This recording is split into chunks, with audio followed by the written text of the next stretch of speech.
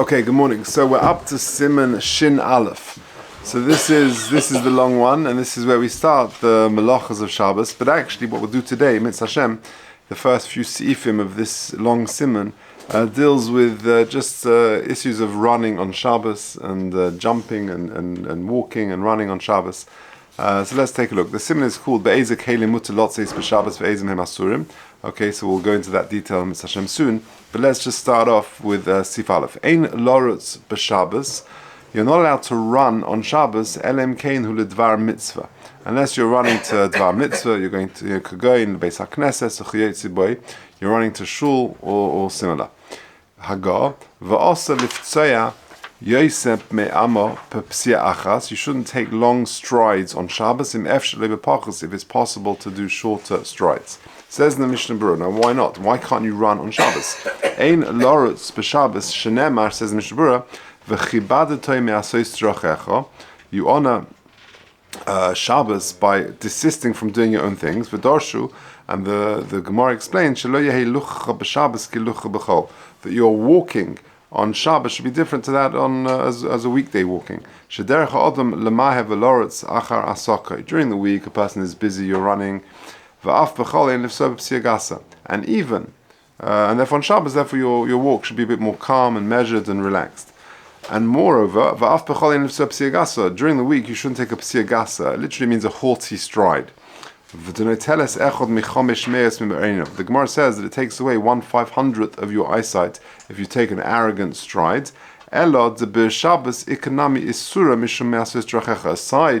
from the aspect of a gaivedika walk, an arrogant type of walk, psia gasa, there's also the concept of me'asos drachecha.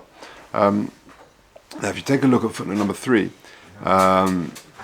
he says something very interesting. That look in the second paragraph of footnote number 3, he quotes the Gemara in Brachos Memgim on Beis. Muva shetaknosoi. What happens if a guy does take sort of a longer stride on Shabbos, or generally? Shetaknosoi shmisha halach psia gasa he lahadre b'kedusha debei shimshi. The Gemara says that if a person takes long strides, which is considered arrogant, the takana, the repair for it is to lahadre b'kedusha debei shimshi. Now, what does that mean? V'nechlu kupaiskim b'kavonas haGemara. Rashi explains, Pirush, hakavona hi l'shtias kais hakiddush b'la Shabbos. The Gemara means if you drink the wine from Kiddush on Friday night, that rectifies the detrimental effects of the psia gasa. V'ilu b'tur, however, the Tur brings b'shem Rav Natrunoi, shakavona hi loses miyain hakiddush al hoinaim, to actually put some of the Kiddush wine over the eyes from the Friday night Kiddush wine. Of Marsha, Kasav Shlenogu, Loses Belel Shabbos Miyan HaKiddush Alayin. We don't do this. We don't take Friday night Kiddush wine and put it on our eyes. That which that we said previously, that you do it for on Havdalah, you sort of dip your finger into the spilled wine and you just sort of put it over your eyes. That is not mishum refuah. That is it's lechavev hamitzvah, chibah mitzvahs. Elo ikka k'moshe kosav Rashi sharafu hu shtiyas hayayin. And therefore the ikka pshat over here is the drinking of the wine. So that if a person drinks the wine at Kiddush on Friday night, that takes away the negative effects of psia gasa, of this sort of arrogant type of walk. Mishnah Berurah El in Reish Ayin Aleph writes, merely looking at the neiros, the candles on Friday night, that also is a merapeh, that heals a person. So there are two things that a person should do, because again we're saying over here that you shouldn't run on Shabbos, nor should you take a psia gasa. The way to rectify, to remedy the situation is either you drink the Kiddush wine according to Rashi, or by looking at the neiros. Now it's interesting, the Gemara says it takes away 1/500th of your eyesight. So they bring, I don't think he brings it here, but the gematria of ner is 250, nun is 50 and reish is 200.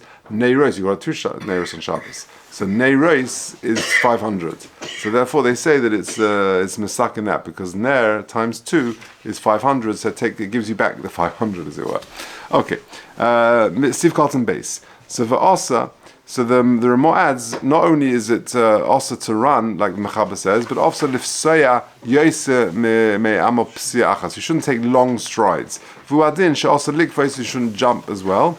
A long stride is defined as yoyse me amma, more than an amma. Says the Mishnah Berurah Sif Cotton Gimel Pirush sheyechatzi amma bein regel regel. There should be half an amma between each foot. The kaf regel achas hu gam kein chatzi amma, and the actual foot itself is normally half an amma. V'zeh ba'adam beini. That's talking about an average person. Sheshir p'sia beinis sheloi hu amma. His regular stride is an amma. V'adam hagadol b'yoseh. But if you got a big fellow, kafi shir p'sia sheloi is according to his p'sias.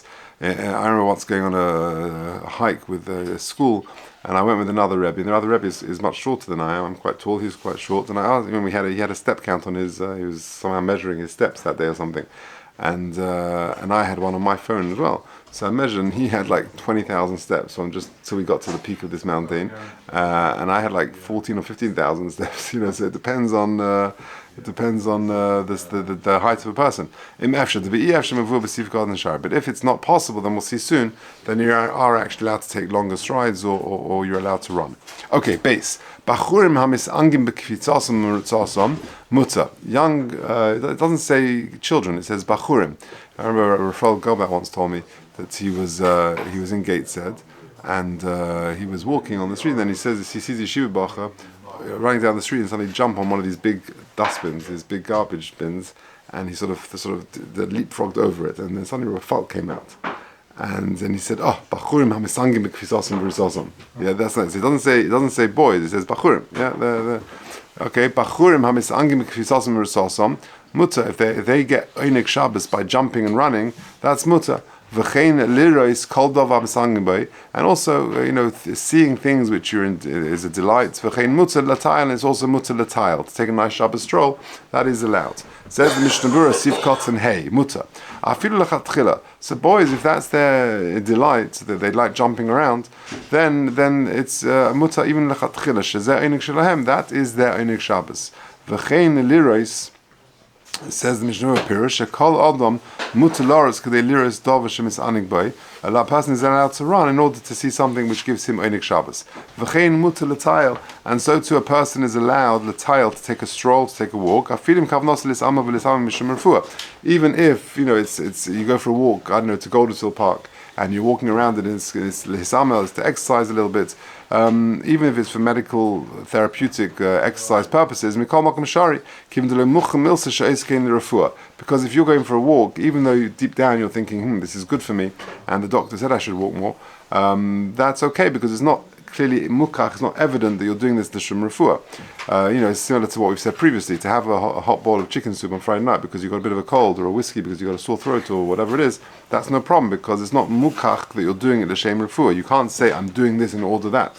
But you can't run in order to just warm yourself up, the refuah. You can't run. So walking is okay, but not running.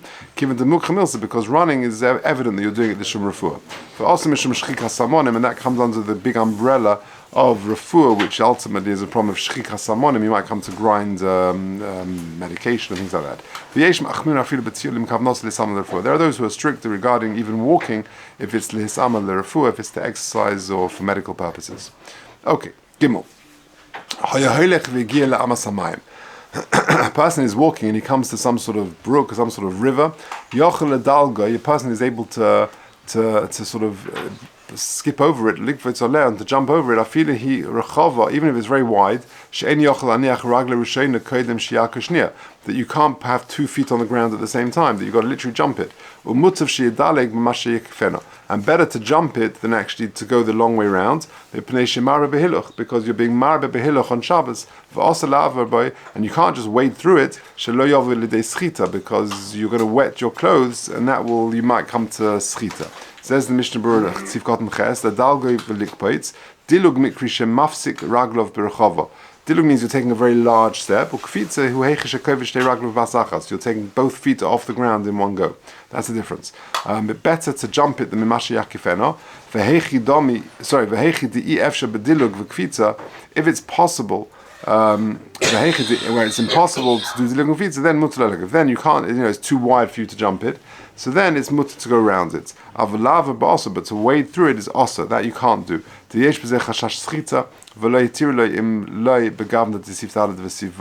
And to wade through a river ordinarily on Shabbos is not allowed because you might come to schita, and it's only allowed in the situations we're going to come to now. Dalet. For example, a person is going for a dvar mitzvah, could go in lahakbil pnei Rabbi to greet his Rabbi, or pnei misha gadol men b'chachma, or to greet someone who's greater than him in chachma. But then you can wade through a river to meet that person. So long as you do some sort of shinui, you don't take your hands from out of your sort of the pockets of your cloak. That will remind you that you shouldn't come to do schita.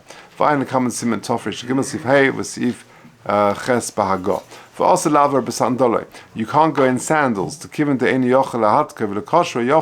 because you can't secure them onto your feet properly. We're worried they might slip off and you might come to carry them. But if you've got proper shoes, that would be okay. Says the Mishnah Berurah Pnei Rabbi, Pnei Oviv, or any other form of mitzvah. So whether it's your Rebbe or whether it's a father, there's mitzvah of kibbud aveim, then that would be okay. That men and women are exactly the same in this respect. So just like the norm, if a woman wants to go see her parents, that's of course the mitzvah of kibbud aveim, but only b'reshus baila, because the kibbud aveim is waived in a situation where that conflicts with her responsibilities at home, etc. You want to go visit someone who is greater.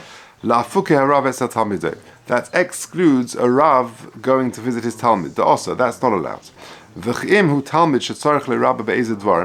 it's a Talmud that the Rebbe needs him for certain things, you need to give a shir. I remember in yeshiva, always you pick the best boy to prepare the shir klali with. Right, so I can picture now. The yeshivas that were in the Rosh Yeshiva would always learn with the best boy to prepare the. So you want to learn with this boy because his chidudah v'charifasa, because of his sharpness, he'll help you prepare the shir properly. So the Rebbe needs him. Or the Talmud has he's heard ideas from other people. And therefore the Rosh Yeshiva or the Rebbe needs to hear that from him. Then it's okay for the Rav, for the Rebbe to go cross the river to go to that type of Talmud. Because in certain respects he's greater than him. He actually asks even that. And if a Rebbe or Rav wants to go and ask his Talmud about a certain aspect that he's not sure about, that the Talmud may know, in Mistama we go like the Taz who allows it. It's no worse than any other Dvar Mitzvah.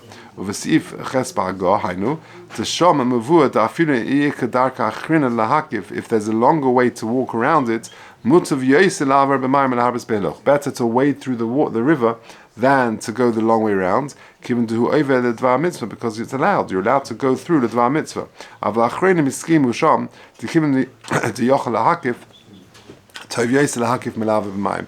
the Achronim actually conclude that it's better to go round the river than through it, because to avoid the schita problems, even though it is mutter, it's better to walk around it. Okay.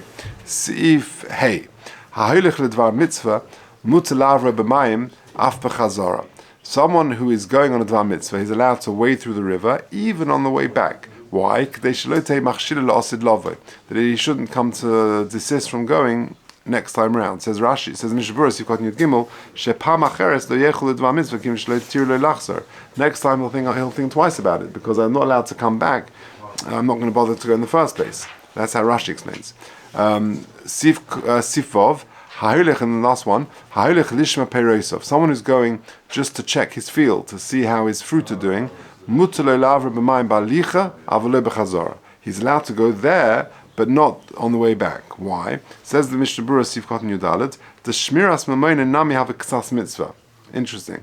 To check your field, to see, to check your assets is also considered ksas mitzvah. Mikol makom lo yitir b'chazor, but they don't allow you the return trip back through the river.